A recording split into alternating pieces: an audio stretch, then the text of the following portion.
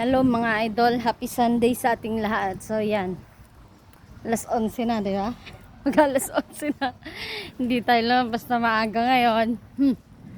Kasi, bibigyan natin ng leksyon si Hani. Dapat, siya naman yung nandun siya, naghihintay na siya sa akin mga idol. Talaga, dapat siya naman yung maghintay para malaman niya yung pakiramdam ng init. Tapos lagi ka naghihintay, di ba? Dapat matuto siya mga idol, maramdaman niya yung hinagpis.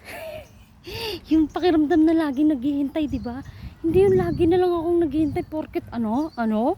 Ako lagi maghihintay sa kanya, no way. Siya naman, di ba? Dito na siya mga idol.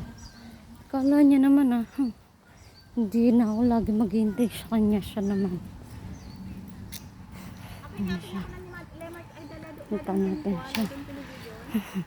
Kaya niya.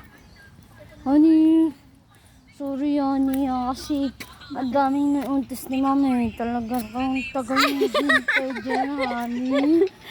Sorry Honey. Sorry Honey. Totoo, balik na. Iyang-iya naman ako. Iyang-iya naman ako. Sorry, naghintay ka ng matagal, Hana. Pasensya na talaga. Pasensya na talaga. Sana all!